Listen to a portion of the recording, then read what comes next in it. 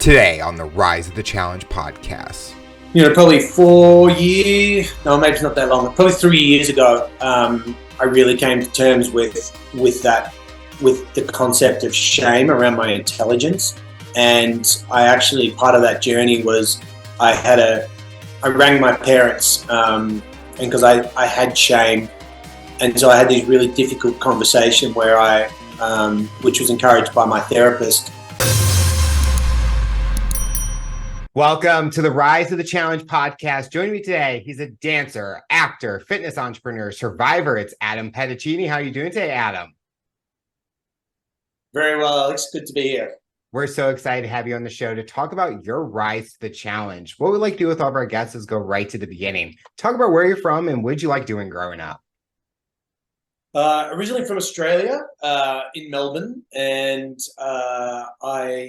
my parents separated early, which I think was kind of the first challenge that I sort of came across. And I was a very active little boy and very much into make-believe and being outside and, the influence of Indiana Jones and this kind of sense of adventure and exploration has always been sort of part of my identity. And then my mum met my stepfather pretty early on, and he was a whitewater kayak instructor, and that's how they met. So from a very early age, I got into kayaking as well. And like most little, boys who have a lot of energy, and I actually was diagnosed with ADHD not that long ago, actually, and part of my journey was sort of working out that hyperactivity and endless amounts of energy that I've always had. So when I look back on my time as a child, a lot of that makes sense, and it adds a lot of clarity around the behavior and my experiences as a child. And so, it was a lot of difficulty in school and learning and finding my identity. My mum was a maths and science teacher, and she was quite studious. And my stepfather went on to be sort of a CEO for YMCAs. So, they were both very high-level thinkers. And I think growing up in that environment as a kid, it was quite challenging because I was no fault of my parents really, but sort of the influence that they had kind of trying to have this academic outcome. And I just didn't fit into that mold. And so I sort of fumbled around in terms of a school. When I say fumbled around, it was more about I just didn't really fit in that environment. I still had a desire and a quest to learn and to progress, but the regimented environment of school just didn't really suit me. So anyway, I sort of went through school and I enjoyed school, and I was successful, and I was one of the college leaders, and I went to a private boys' school, so I took a lot of pride in my school uniform and lots of volunteering in school and that sort of thing. And then I had a year of, a sports administration course, and then I worked as an outdoor ed teacher.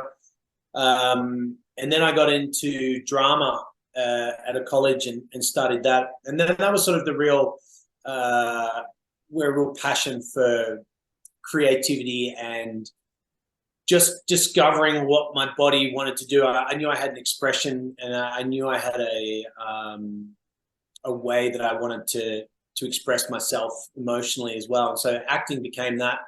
And then at the end of that 3-year degree, I decided, a friend of mine said, let's go to a dance class. Because I was going to, at that age, I was sort of discovering nightclubs and going out quite a lot. And people often asked if I was a dancer, and I wasn't at the time. And I decided to go and do a class, and I did a jazz class with my friend. And the principal of the school saw me and invited, and after class came and spoke to me, and she said, would you be interested in joining our full-time program? So I did. I trained for a year. And that was, in that age, I was 24 and I'd never danced before. And I threw myself into this dance training, and I even remember not understanding why they counted to before you start dancing. They'll say 5, 6, 7, 8, and then you'll start dancing. I couldn't work for the first couple of months. I couldn't work out why they counted at what they were counting at the start. My knowledge of dance and music was so minimal that I didn't even understand the 8 counts of music, and so it was a very, very steep learning curve. And I was the guy up the back. I played Australian rules football, and I was quite successful in that. Sort of semi-professional. So I was doing dance classes and ballet classes on a Thursday, and then I would go from dance class to football training after it, and it was a very contrasting environment. But that was just an example for me, putting myself and doing something that I really enjoyed, and dance fast became this passion of mine.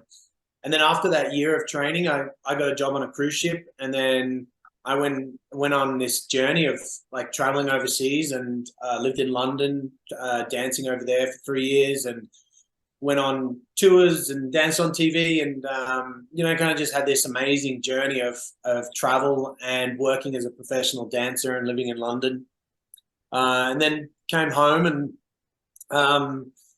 sort of continued the dance career. But at that point, I was sort of getting into the early 30s and trying to work out what I wanted to do with my life, really. And I always thought I was going to be a bachelor all my life. And then late 30s, I met my wife, and then we moved to the US, and I live in Utah now, and I've got 2 beautiful girls, and married to my British wife. You talked about your parents separated at a young age. Did you always find that, like you talked about being adventurous, that was something that was coping, not having to think about the separation or anything, or it was something that you found and you just wanted to just travel or just be adventurous, be outside, do all those things, and that did not play an effect?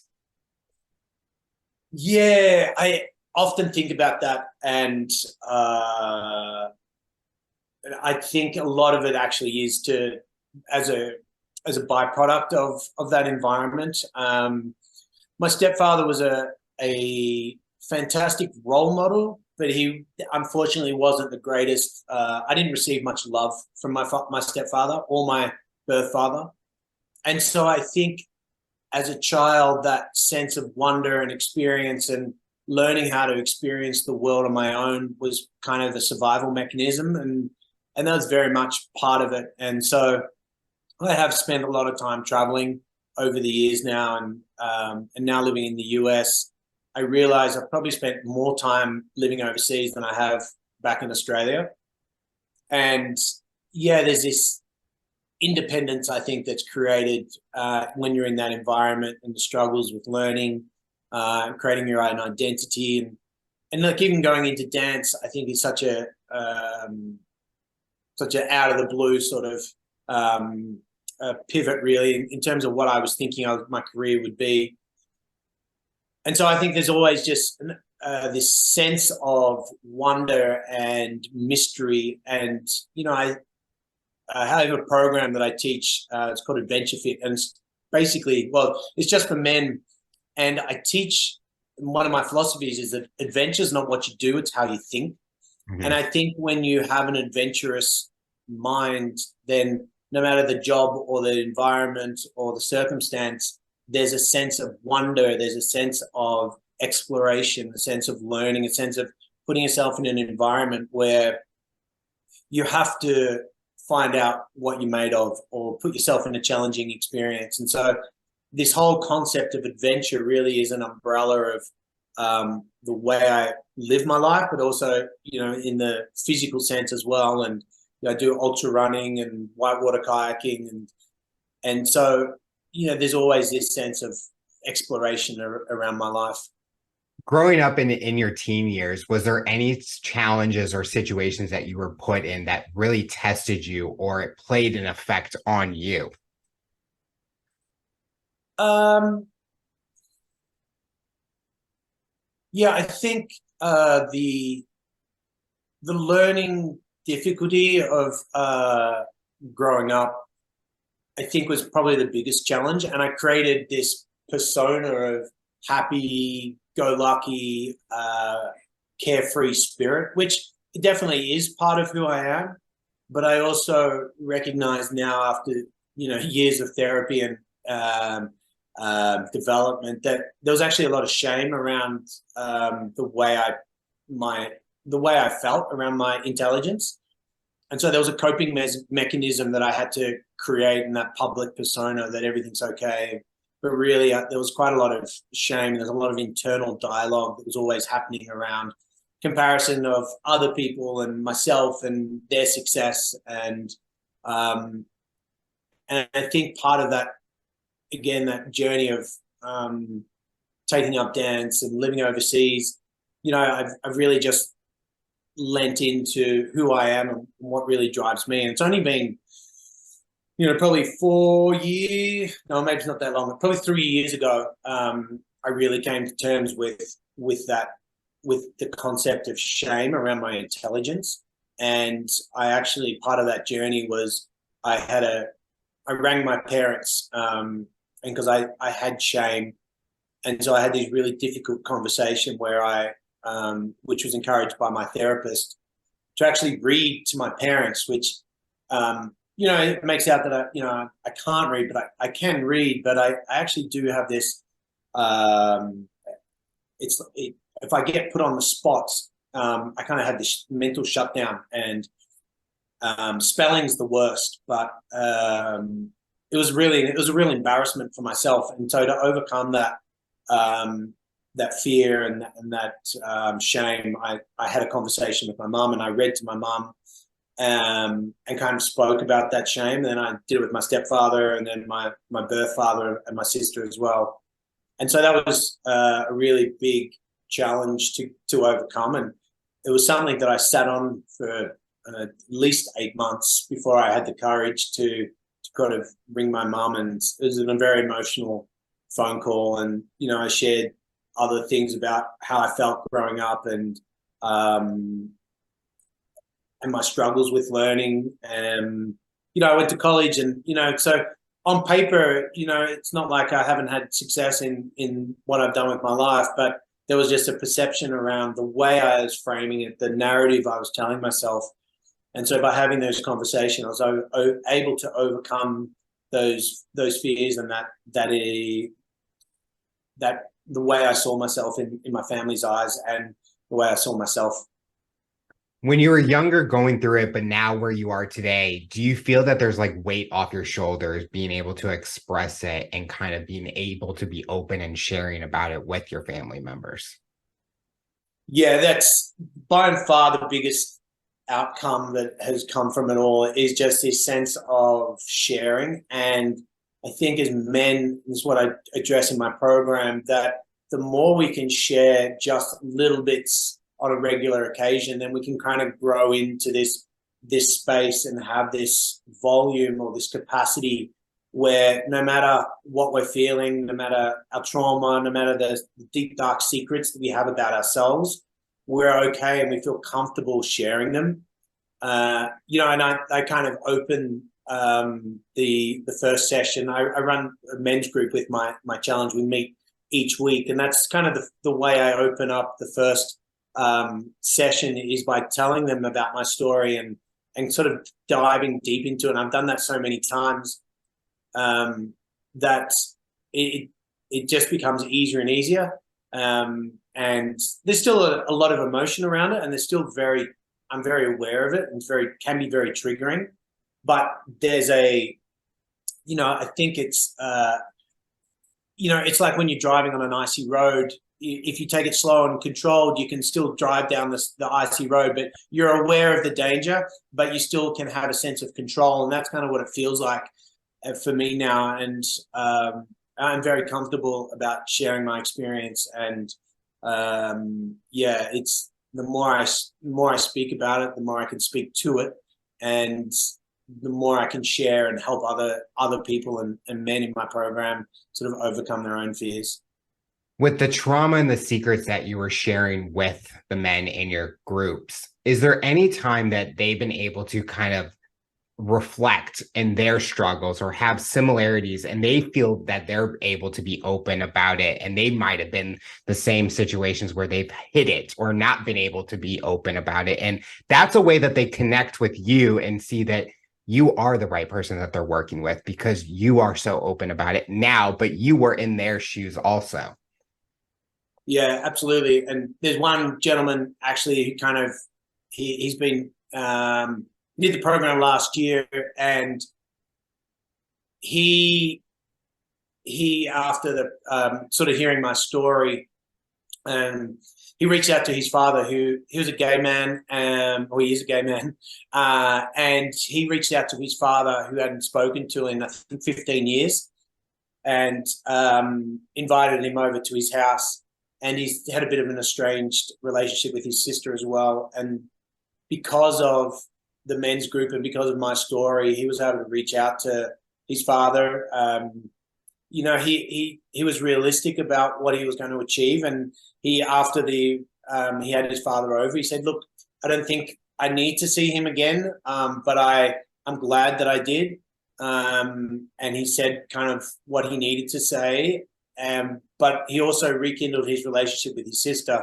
It was a little bit estranged. And so, you know, when I hear stories like that, there's so many of us that have, if it's a friend, an old neighbor, an old high school buddy, or someone that we've kind of lost track of because of an incident or something happened, that reaching out and making contact with them or sharing some vulnerabilities with them, I think is really powerful things, or a really powerful step that we can all take in that direction for healing. You talked about earlier about how you were in dance classes and then a semi-pro football player. What's the biggest thing between the two activities that helped you? Was there a certain skill that when you learned it in dance class or you learned it off on the pitch, that it helped in both areas? Yeah, I remember actually one guy, we in AFL football, there's a lot of tackling.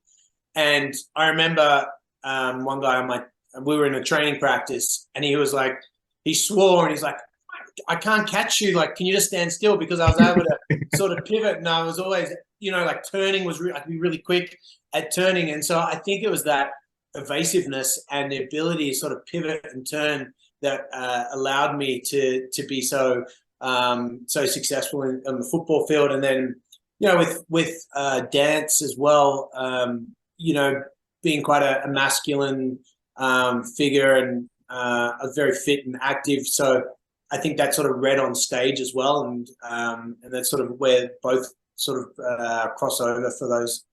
My one guess was going to be something agility with the way your movement on the field and in the class. I'm like, he's going to say something about that because when I picture that, I feel that's the biggest thing. It's like the movement, because you're able to go in directions so quickly because some of those dance moves, you're turning, you're doing arm movement, like the technical aspect of it is so important. And then on the field, especially moving around, being able to use your quickness. That was like something I was picturing you were going to say. And I'm glad I was right. You got it right, Alex. You got it right. Yeah. Is there like an accomplishment that you've had from your dance career or your football career or anywhere in your career that you're proud of, that you look back at and you're like, I'm so proud that I did that, or I was able to achieve that moment? Yeah, I think there's probably a number. I think starting dance so late, most people have go through the ranks of dance at an early age, and especially being a guy, especially being a straight guy as well. You know, I didn't get a lot of I didn't get teased or anything like that, but there was definitely some raised eyebrows, and so there was a lot of those parts. That whole experience of being in that environment. I'm glad that I did that, and I'm very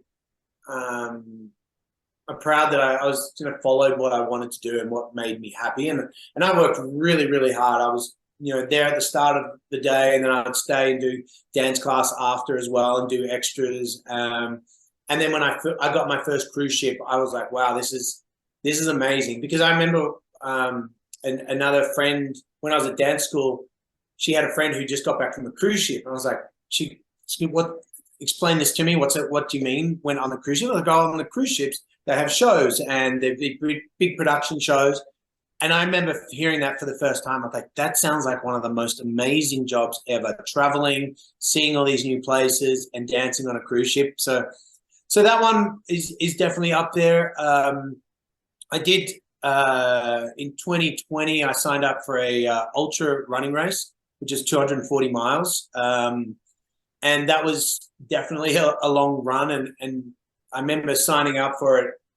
I've done a lot of physical activity, and I push myself very physically all the time. I sort of just keep going. And so this was one of those moments. I was like, I wonder if this is my breaking point. This is where I'll not be able to continue and not finish it. I did finish it, and I've done more since then. So I kind of fell in love with it. So I think that was the other really big physical accomplishment that I did, was like running that race, and then having run more success, since then, and I'm hopefully doing another one next year as well. So yeah, the ultra running is kind of my new love at the moment. Is there a running competition that's on like the bucket list for you? Like I'm working to get to that competition, or I really want to see how far I can test myself in a certain one. Yeah, I suppose I'm kind of one of those people that I enjoy. I get bored pretty easily, and so I think I probably got the ability to well, maybe not so much now, but I can still be relatively competitive. But I kind of end up training for a race, and then sort of not doing any running and doing something else after that.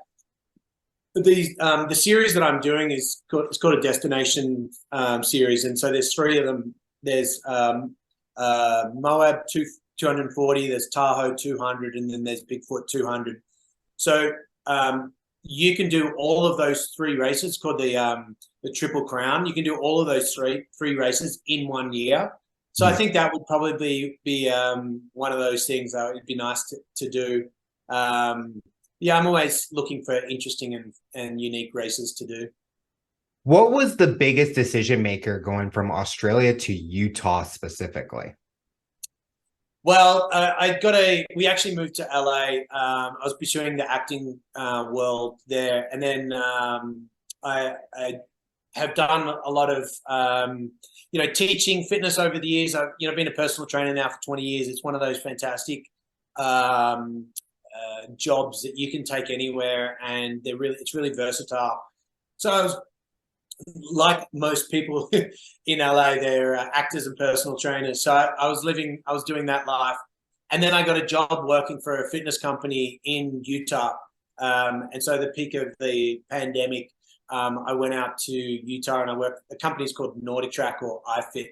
And so I was teaching their live classes, doing treadmill and bike. So that's what brought me out to Utah, and we bought a house. And then, of course, when the pandemic finished, all of those, that kind of class format went away.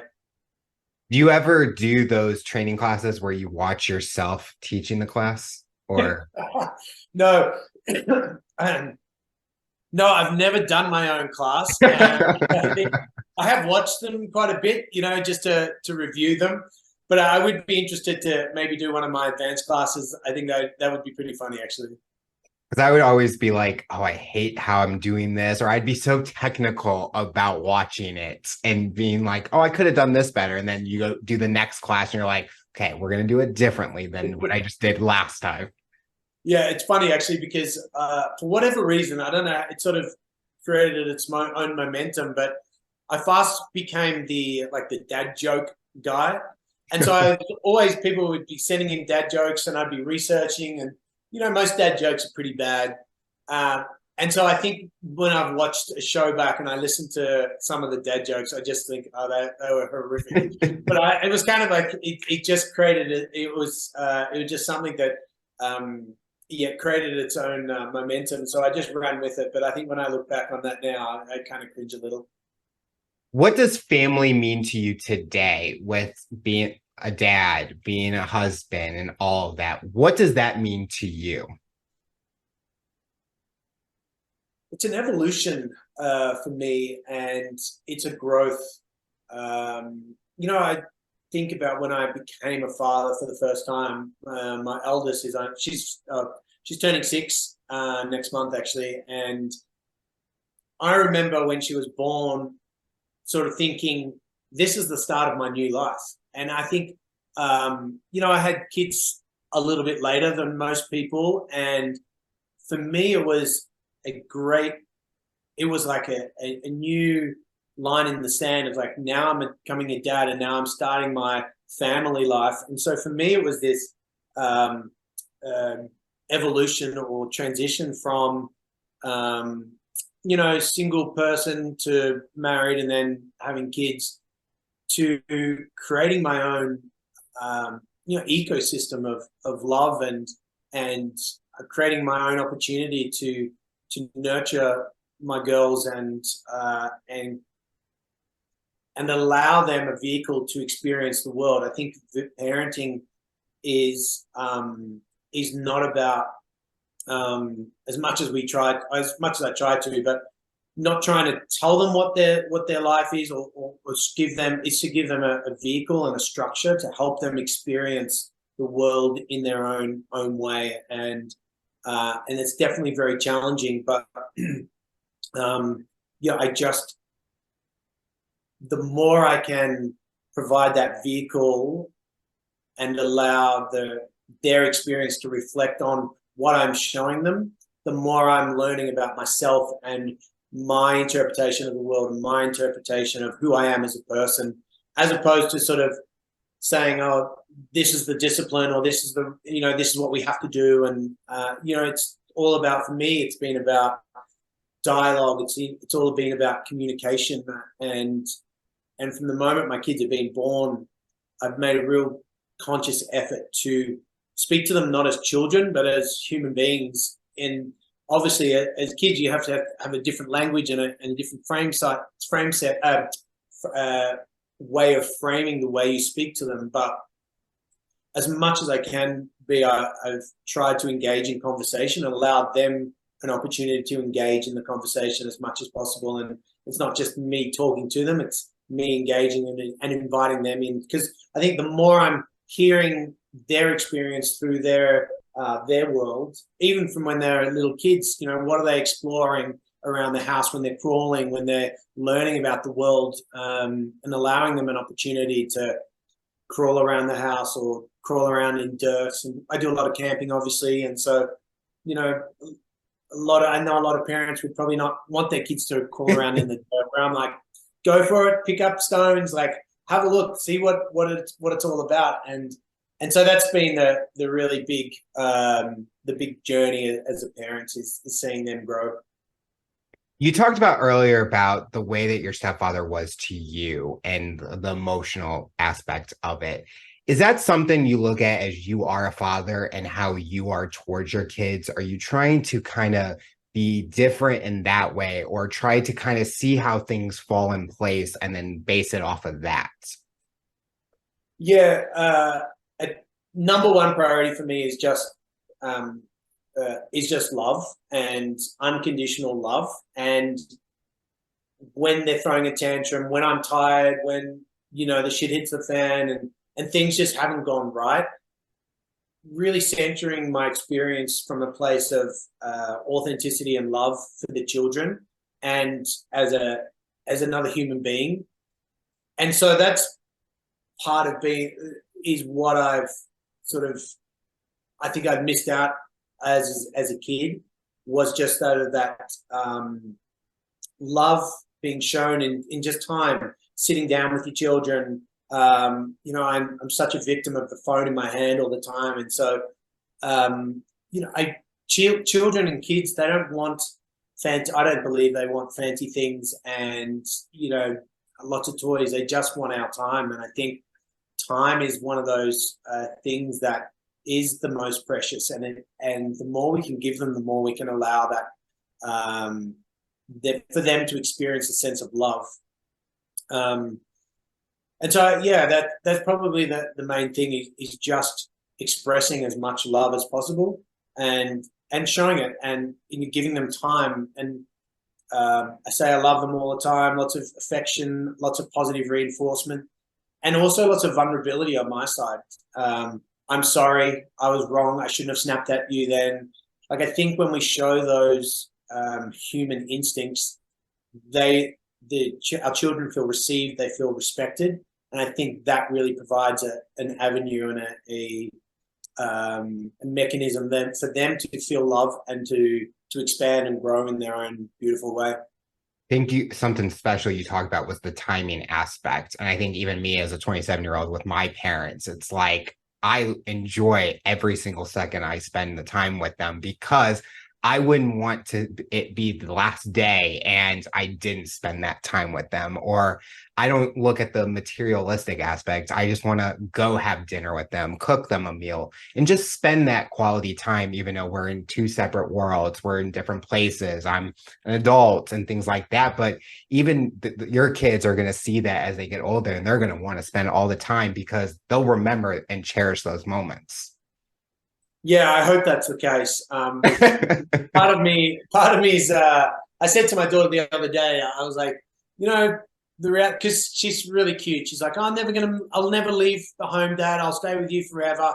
And I said, that's very sweetheart, but the reality is you're not going to want to. And so I think part of me is trying to tap into that subconscious memory that she remembers that so she can go off and do a thing. But, I think now, even though I've lived overseas, my parents are coming to visit actually this week. And, I'm really cherishing them coming and staying with us and spending time with their parents. And I think there does come a time, hopefully sooner than later, but they go away, so they see the world, the teenagers and explore. And then hopefully when they've explored, they want to hang out with their old man again. Something learning about you prior to this interview, you had a moment where you were able to really share to your father about the things that have gone through your life. You talked about one of the guys in your group that had that kind of similar moment where they were able to talk. What was that moment like for you in sharing to your dad about the things that you've experienced? Yeah, so I unfortunately was a victim of sexual abuse at 6, and it was kind of the mid-'80s at that point, and the advice from the police was not to actually speak about it. They obviously did their investigation or whatnot, but my mum said that the police said, "Oh, it's best not to talk about it anymore with Adam," and so it was kind of never spoken about again. And that's obviously, a big component of, my learning difficulties and sort of having that experience at such a young age. And growing up, I never really even spoke to my mum that in depth about it, and spoke a lot about with my therapist. And as I got older, I sort of through a lot of acting work as well, sort of self-inquiring and understanding the effect that it had on me as a boy. And part of that discovery and that learning was, becoming okay with that. And then, the most recent years, probably the last 5 years, when I've really dived deep into sort of who I am, part of that journey was sort of confronting the sexual abuse and having conversations with my mum, but then also hadn't really understood or acknowledged. But my father didn't know about it either, and then after sort of the conversation that I had with my mum, I sort of addressed that. Then I said, does Dad know about this? And she's like, well, I've never spoken to him about it, so clearly he didn't know. And so in the conversation with my dad, he's a very loving man, but also very, distant. And I know he loves me very much, but he wasn't necessarily around quite a lot. And in my conversation about talking about my shame, I didn't really understand his childhood experience. I wanted to tell him, what had happened to me, because you're also getting to that age, and I would have hated for him to pass away for whatever reason, and not sort of had this conversation. And so I basically had this conversation where I said everything that I kind of wanted to say to my dad over the years. And a lot of people think that conversation was about sort of telling dad what he did wrong. And really it wasn't about that at all. Like, the conversations I had it was about healing process for myself, and everything the way I led the conversation in was about how grateful I am for the person that I am because of my father and of my stepfather. And so it wasn't about a blame from it. So I like to say that because I think some people think, oh, I just rang my parents and said, oh, you were bad, this happened, I'm blaming you. There's no blame at all. I take full responsibility of my environment and situation and how I respond to it. And so then, I knew I had to tell my father, and my father's very jovial, and he's got great Australian sense of humor, likes to joke around. And I remember he texted him saying, I'd like to speak to you. It's about, something fairly private. I suggest you're in sort of a really private space, or, somewhere where you're not going to get interrupted. So I kind of teed it up that way. And then we had the phone call, and Dad was classic, oh yeah, g'day son, how are you? We just sort of talked, generally. And then I could feel the conversation kind of winding up, and I said to Dad, so I'd like to, talk to you about these things. And so we kind of talked about my shame. We talked about learning difficulties, and he expressed his experience as well, which is quite similar. And then towards the end, I let him know, and I said, there's one other thing I need to let you know. And I told him that I was sexually abused at 6. And he wailed like I've never heard my father cry before. And it was the most heartbreaking thing to share with my father. But ironically, it actually has made us a lot closer. I've shared an experience with my birth father, that a secret that I've it wasn't a secret, but it was just something that hadn't been shared. And my father took it with such love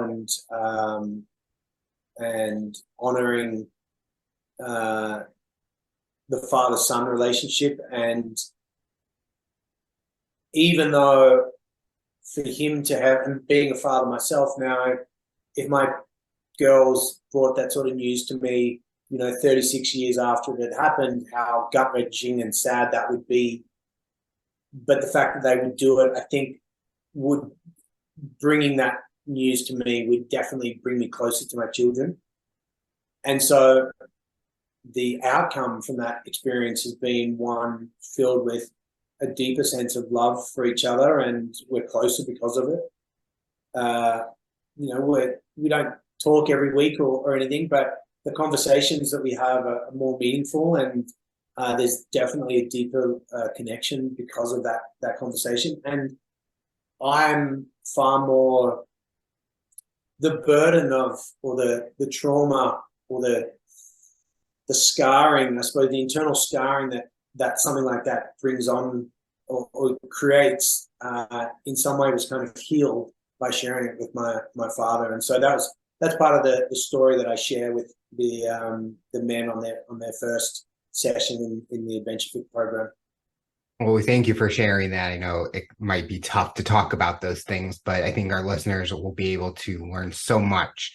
And if they're going through something similar, it gives them even more power or inspiration to be able to learn from your experience and be able to do what they want to do in that situation also. Yeah, exactly. I think there's a lot of people out there, all varying experiences and, trauma and all of these things that happen to us. And, trauma doesn't need to be, a significant event like what happened to me. Trauma could be, a teacher speaking to them, really meanly, or they're being teased or something like that. Trauma sort of shows up in so many different ways. And I think in some ways, I think people think, oh, trauma, nothing bad happened to me, which is, often might be the case. But at the same time, there might be something that we're unaware of, that's in our blind spot. And so, that's where that personal self-discovery really is really important for everyone. And, you don't want to, I think that trauma that we carry around, I think the more we can be aware of it, the more we can accommodate ourselves and create better relationships around us in our everyday, in our work, in our personal, professional life. And if we're unaware of it, no matter how big or small, it really can be quite detrimental to our quality of life. When you're not working, what does Adam like to do for fun? I I don't know. I think I've created a career for myself where there's no boundary between what's work and what's not work. But I love running. I love being outdoors, whitewater kayaking. I love taking my girls, my family away camping. It can be as simple as going for a hike or camping on the side of a river or something like that. Definitely being outside and away from technology and just connecting with my family. What's the next ultimate destination for camping for you and your family? Well, this has been earmarked for almost my entire life. But after my parents got into sailing when I was about 8 as well, and so they sort of finished kayaking and then got into sailing. And so for me, my dream is to live on a yacht and live aboard with my family. So to buy a catamaran yacht about 40 foot and sail around the world and live on the boat for a year. I see all those shows, the like below deck and stuff, and I look at them like, okay, that'd be so much fun because I love being on the water and stuff. Yeah. But as you're saying, I'm like, okay, that sounds fun. Like, to do that. I mean, I'd be like, if you're wanting to travel, it's the perfect opportunity because you control your destination where you're going. It's not like there's a map that says you have to go here. Like the water takes you wherever. Exactly. Yeah. And I've got this real affinity and love for sort of, living off the land. So, I do spearfishing and free diving. So, the concept of coming up to a beach and catching some fish or some lobster or something and making a fire on the beach and, letting the girls explore, climbing a coconut tree. I mean, it's pretty idyllic for me. The final question I'll ask you, for someone that's listening to this interview based on your journey and experience, what tips or advice would you give them to overcome obstacles, accomplish their goals, and rise to the challenge? Just find joy. I think we spend so much of our time chasing these, material objects or images of other people, how we should be perceived in the world. And I think the more we can listen to our heart center and just find joy in what we really like to do ourselves and create as much of a lifestyle around our interests, the people we like being around. I think if we can do that, I think so much of everything else we do provides joy. And I'm a real big believer in just finding happiness. I'm an ultimate optimistic. And I think we just start simply and, find joy in the everyday moments because, once this life is over, who knows what's next, but just live each moment as it comes. Adam, I want to thank you so much for coming on the show and talking about your rise to the challenge. You're inspiring so many people, and we are excited to see what the future looks like for you. Thanks, Alex. Thanks for having me on. Tune in next time to hear my next guest talk about their rise to the challenge. Remember to follow and subscribe on all major audio platforms. And make sure to subscribe to our YouTube channel to get full-length episode and video format. What path do you take to accomplish your goals? You decide.